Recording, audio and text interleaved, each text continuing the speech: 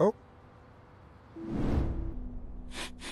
A dog just walked into a hospital room and sat down next to a patient who had no symptoms, no diagnosis, and no idea anything was wrong. The doctors had missed it, the machines had missed it, but the dog, using nothing but its nose, had just detected cancer. That same animal can run for hours without stopping. It can navigate home across hundreds of miles of unfamiliar terrain without a map, a signal, or a single landmark. We walk dogs. We feed them. We think we understand them, but the biological toolkit inside a dog makes our own senses look like rough drafts. Welcome back to What If We Evolved? This episode, the dog. What makes a dog so extraordinary? Dogs have been alongside humans for over 15,000 years, longer than any other domesticated animal. But domestication didn't dull their biology, it refined it. What we bred into dogs over millennia is one of the most capable sensory and physical systems evolution has ever produced. A nose so sensitive, it can read the chemical history of a room like a book, detecting who was there, what they felt, and whether they were sick. A cardiovascular system built for hours of sustained endurance at speeds that would destroy a human body. And buried deep in their biology, a sense we don't even have a name for in human experience: the ability to detect and navigate using Earth's own magnetic field. Today, we're looking at these three abilities and what they would change if they were yours. Your nose would know before anyone else. The human nose has around 6 million scent receptors. A dog has 300 million. And while humans dedicate roughly 3% of brain volume to smell, dogs dedicate up to 40%. They don't just detect scent, they decode it. A dog smelling a person isn't picking up one signal. It's reading hundreds of simultaneous chemical layers: age, diet, emotional state, and the microscopic byproducts of disease all at once. And that same ability doesn't stop at a person standing in front of them. It works backwards through time, following a scent trail left hours or days ago across miles of open terrain.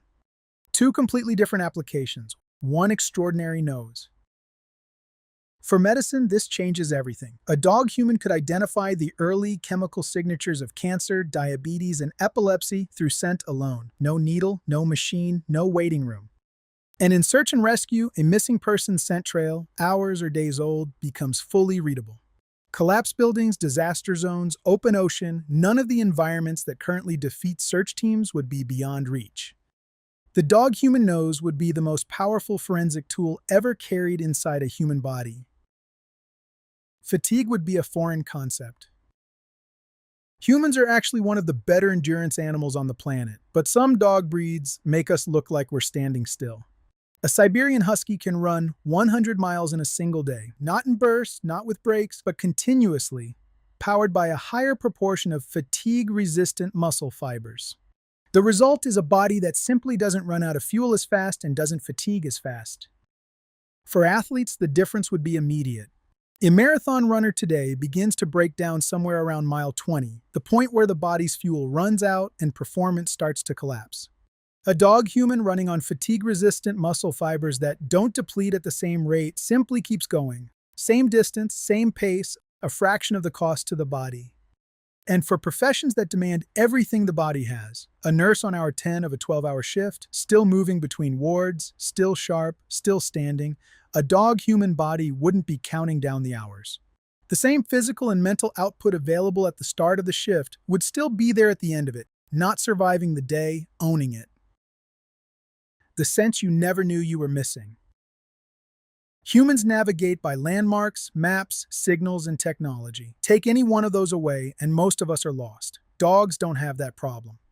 Research has confirmed that dogs can detect Earth's magnetic field, using cryptochrome molecules in their eyes and magnetite particles in their tissue that function like a biological compass needle, to orient and navigate across vast, unfamiliar distances with no landmarks, no scent trail, and no prior knowledge of the terrain. It is the sense humans don't possess at all, not a weakened version of it, a complete absence. For a hiker lost in dense forest with no phone signal and no landmarks, this ability would be the difference between panic and certainty. A dog-human wouldn't need to retrace their steps or wait for rescue. They'd simply know which direction leads out, as naturally and effortlessly as knowing which way is up. And for a deep-sea diver disoriented in zero-visibility water where darkness removes every reference point and every direction looks identical, a dog-human would never lose their bearings. The surface is always findable. In an environment where disorientation can be fatal, a built-in compass that never switches off isn't just useful. It's the difference between coming home and not. The dog has spent 15,000 years living beside us, sleeping in our homes, walking our streets, working our fields.